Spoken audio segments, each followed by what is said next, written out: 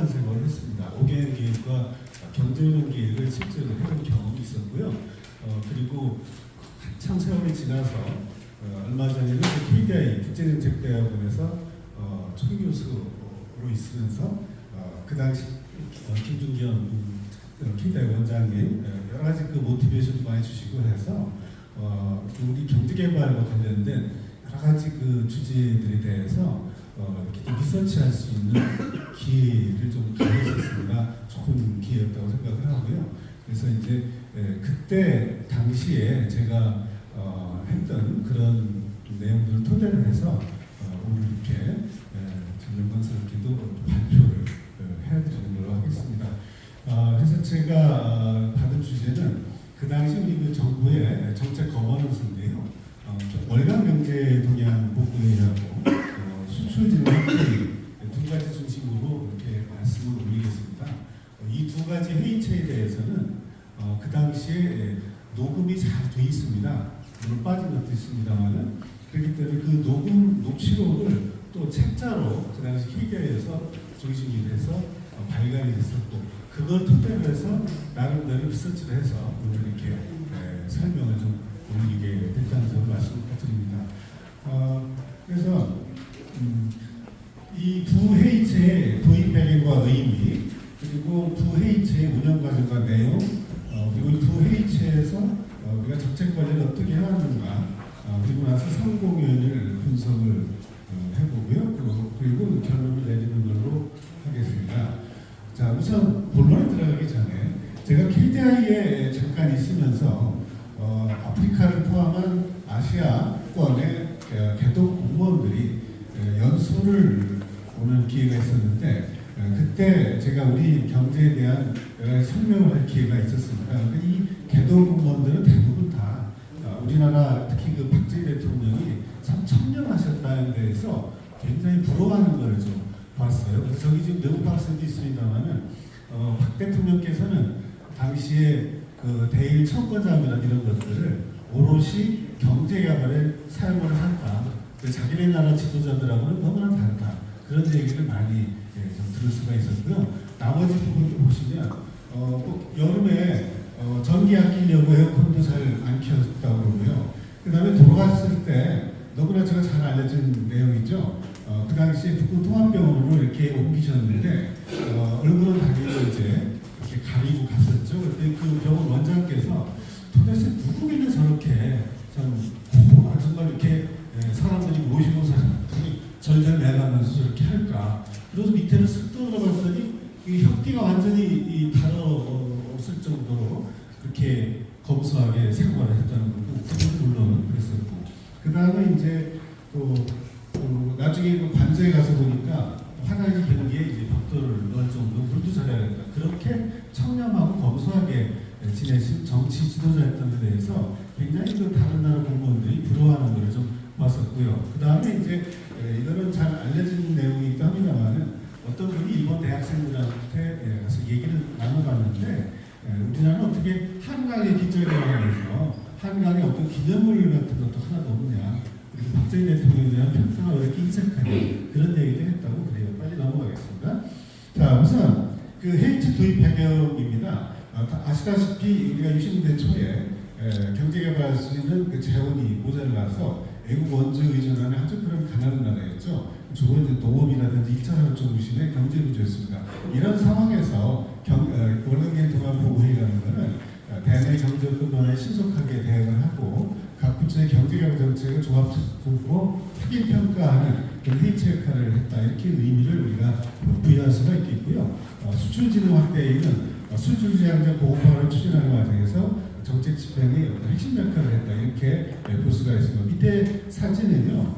그 당시 우리가 생량 사정도 안 좋았고 그럼에도 불구하고 쌀을 조금 덜어서 모든 그릇인데 이게 좀덜이라고 한글로 써져 있는데 그걸 모아서 마을에 와가지고 기금을 조성을 해서 또 다른 공동의 어떤 재원으로 활용할 정도로 그 당시 우리가 어렵지만 그렇게 형통해서 살던 그런 모습을 우리가 한번 되돌아볼 수가 있고요. 그 다음에 이건 뭐 판잣집, 이런 판잣집을 배경으로 해서 어떤 아주 머리에 잔뜩 이고 가는 모습이죠.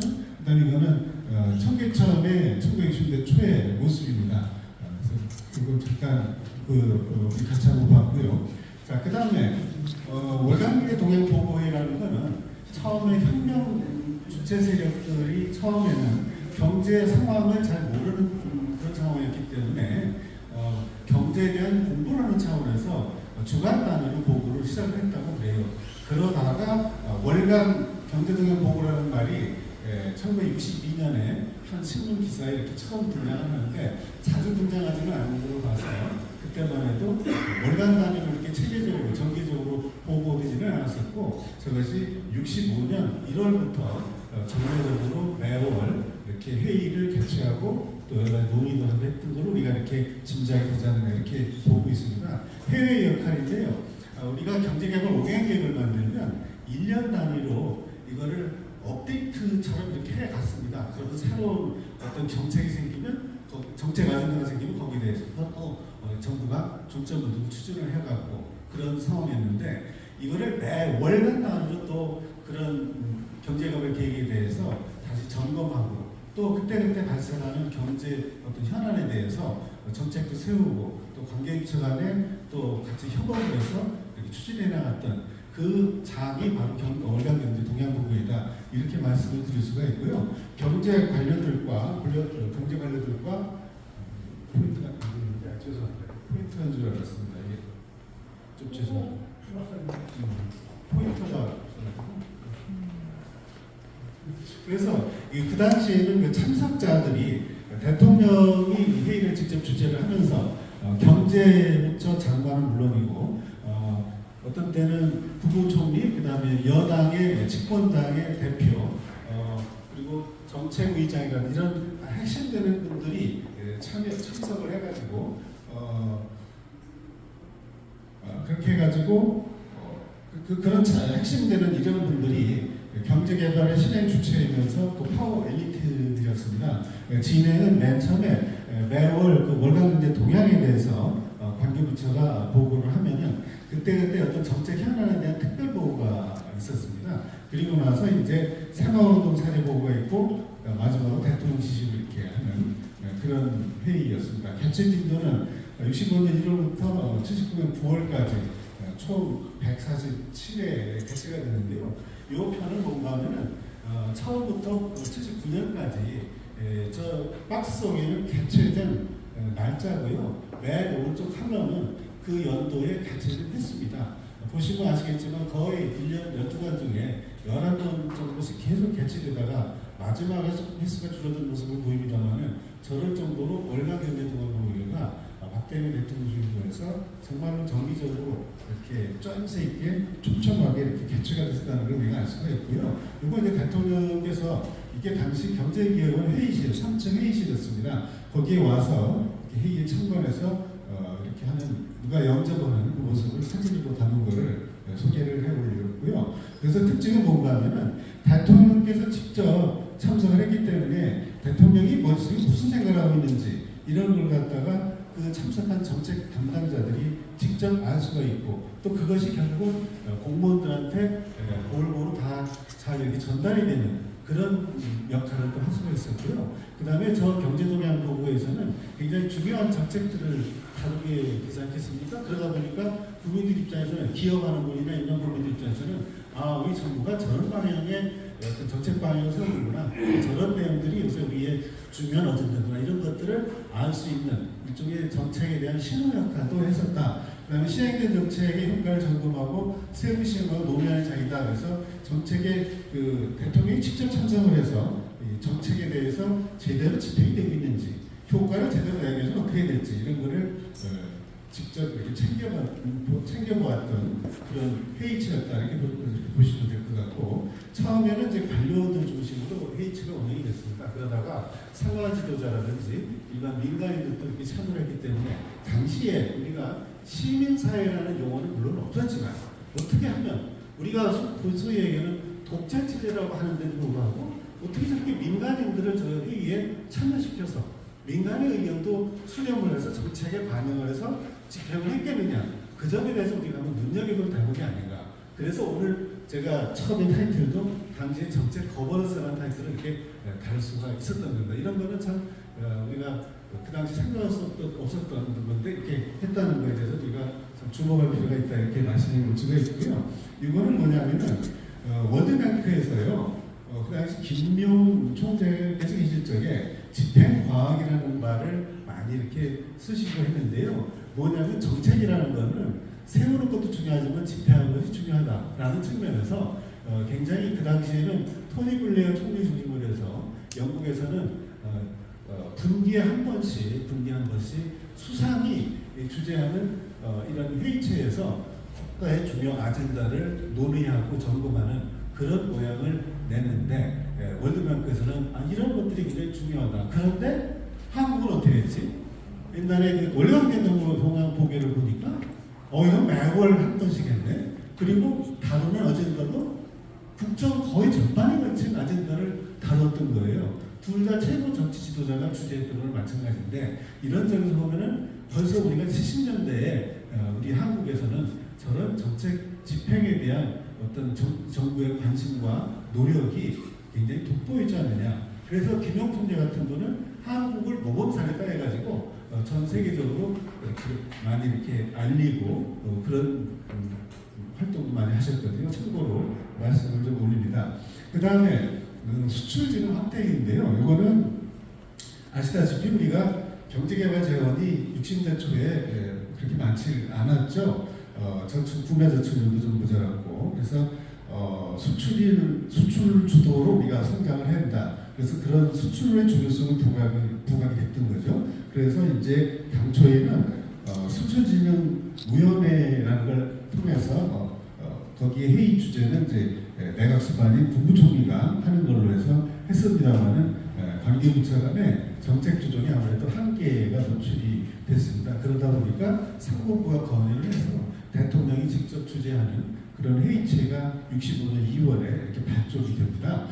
그래서 여기 보면은 참석자들은 당초에는 국무총리 이하 관계부처 장관과 하는 총재 필요에 따라서는 이제 농협이나 이런 관계자도 참석을 했습니다만은 그러다가 대통령이 직접 주재하는 그런 모습으로 바뀌게 됩니다. 1972년 1월에 보면은 그 1월, 6월, 8월 보면은 참고로 맨 처음에 70년 1월 같은 경우는 수출 유공자를 항상 표창을 했습니다. 그리고 나서 상무부 장관 발언 이런 식으로 해서 마지막 대통령 훈시까지 2시간 내외 이렇게 개최가 됐는데 앞서 말씀드린 월간경제 동향 보고회하고 큰 차이점은 월간경제 보고회는 경제기획원 회의실에 대통령께서 직접 오셔가지고 했고 그리고 이거는 당시 중앙청 지금은 국립박물관 쪽에 거기서 이제 지금 없어진 중앙청 건물 거기서 이제 회의가 개최가 되었었습니다. 참고로 말씀드리고요.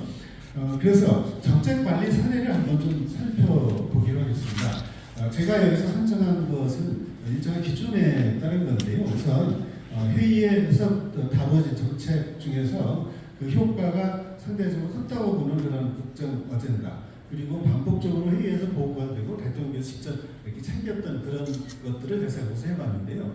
대표적으로 상하운동과 살인독파에 두 가지만 이렇게 소개를 올리겠습니다. 이거 말고도 A자 도입 문제라든지 식량 증산 문제라든지 이런 것들을 또 그다음에 고급화 정책 문제 이런 것도 월간경제 보고에서 했습니다만은 대표적으로 두 가지만 설명을 올리겠습니다. 일단 혹시 질문을 해주시면 답을 드리겠습니다.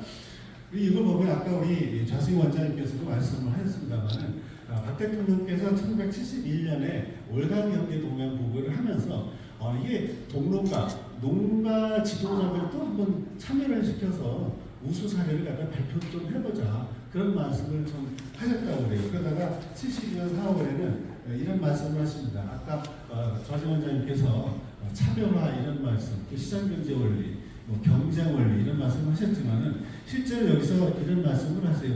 못하는 그런 마을에 아무리 지원해도 소용없다. 잘하는 마을에 더 잘 지원을 해주자. 그리고 전기를 우선 보급을 해주자.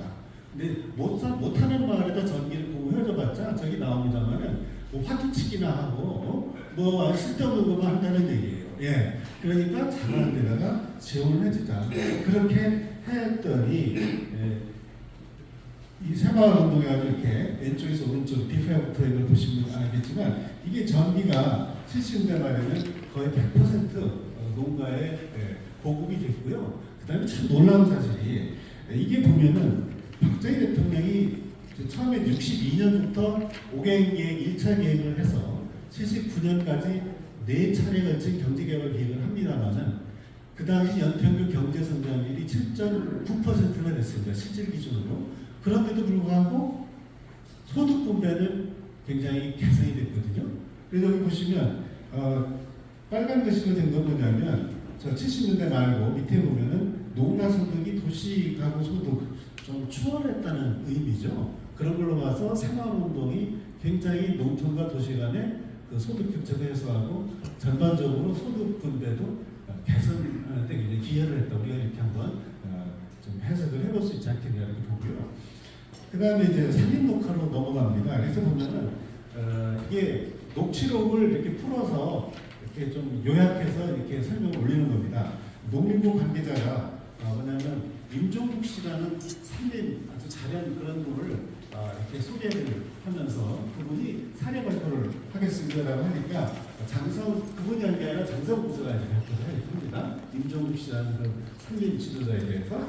그래가지고 쭉 다 들어보더니 저 빨간 글씨를 보시면 대통령이 저런 식으로 하면서 빨간 글씨로 하면 농부 장관 이번에 지방에 갔다면서 보니까 이게 뭐냐면 대통령께서 그 당시 정말 대단한 그 힘을 가진 대통령께서 관계장관한테 바로 손을 가리키면서 내가 지방에 다녀보니까 이러저러한 데서 문제가 있었어. 이걸 어떻게 좀 개선을 해야 되나. 이런 식으로 일일이 정책에 대해서 점검하고 챙겼다는 것. 이게 참 그 박 대통령의 큰 정말 그 좋은 우리한테 좋은 그런 덕목이 아니셨나 이렇게 생각을 하거든요. 그 다음에 여기 파란 글씨 보면 임종국 씨 하고 있는 그 산림에 각도 산림관계관을 또 농림장관이나 산림청장 한번 현재 데리고 가서 직접 한번 봐라 이렇게까지 이렇게 말씀을 하시거든요. 그 다음에 오른쪽으로 보시면 공무원들 탁상 현장에서 잘 모릅니다. 고소하고 오다 보니까 뭐 이런 얘기를 또 계속 하는데 요점은 뭐냐면은 저런 식으로 해서 실제 현장에 대해서 좀 현장을 좀 많이 봐야 된다는 말씀도 하시면서 우리나라에 임종국 씨 말고도 다른 또 훌륭한 사람도 많을 테니까 그런 사람들도 적극적으로 한번 보여주다가 우리가 그런 게 다른 지역에서 벤치마킹도 할 수 있도록 하자. 이런 식으로 잘하는 사람한테 더 어떤 인센티브 주지만은 또 못하는데도 그 잘하는 데서 또 본받을 수 있도록 하자라는 것을 굉장히 강조하셨다는 것을 저도 말씀을 또 다시 드립니다. 요거는 이제 양묘사업하는 데고요. 그 다음에 식목 행사죠. 그래서 요건 건모관인데 이게 뭐냐면은 이렇게 했다고 그래요. 제가 우리 오늘 김중현 전 원장님한테서 제가 많이 배운 건데, 그러니까 전라도에 있는 그 식목 그 한때다가 경상도 쪽의 공무원들을 와서 거목을 시켰다는 거예요. 그 다음에 경상도 지역은 전라도 출신 공무원들이 가서 현장에 가서 직접 이렇게 제대로 이게 활착이 되는지 안 되는지를 보라는 거예요. 그 당시 통계로 보면은 활착률이 90%가 이상이 됐다는 거거든요. 그러니까 이렇게 우리가 저게 시차를 두고서 사진 촬영한 모습인데요. 저렇게 산림이 우거질 수가 있었다 이렇게 말씀을 드릴 수가 있겠고요. 그래서 결론적으로 산림 녹화에 대해서는 우리가 치산 녹화 10개의 계획이 있었는데 6년 만에 달성을 했고요. 유엔이나 이런 데서 굉장히 여기에 대해서 높이 평가를 하고 있고요. 그리고 오늘날 개도국이라는 데서도 이거에 대해서 정말 이렇게 배워야 되는 그런 대상으로 생각들을 하고 있습니다. 그 다음에 수출진흥 확대인데요. 그냥 세 가지로만 말씀을 드리겠습니다. 여기에서 논의된 내용이 무지 많습니다만 어떻게 구조를 했냐면 우리가 처음에는 수출을 우선 하자. 주로 이제 1차 산업 중심으로서 하자. 가발이나 농산품 중심으로. 그 다음에 70년대 들어오면은 지난번에 제가 말씀 논의가 됐던 것처럼 종합보험이 되면서 공산품 위주에서 수출을 또 열심히 하게 됐고, 영화 70년대 후반에 와서는 우리가 수출만 할 게 아니라 수출만 해서는 안 되고 또 수입도 좀 어느 정도 하면서 하자. 이런 식으로 해서 크게 보면 세 가지로 이렇게 흐름이 좀 이어진다는 것을 말씀을 드리고 싶습니다. 그래서 60대 후반에만 해도 수출, 양적인 측면에서 수출을 확대하는데 주력을 했다면 2단계에 가서는 고급 중심으로, 공산품 중심으로 해서 수출을 또 하게 됐다. 그 다음에 세 번째 단계에 가면은 방금 말씀 올린 대로 수출이 늘어나게 되니까 우리 교역 상대국에서 그러면 한국도 시장을 좀 열어야 되지 않느냐 그런 얘기도 있고, 또 한편으로 따지면은 외국에서 제품이 들어오면 그만큼 우리나라 국내 제품도 품질을 높이지 않으면 경쟁이 안 되지 않겠습니까? 그러니까 국내 산업의 어떤 제품 경쟁력을 높이는 그런 차원에서도 수입 개방을 하면서 수출을 늘렸다, 그렇게 말씀을 드릴 수가 있고요.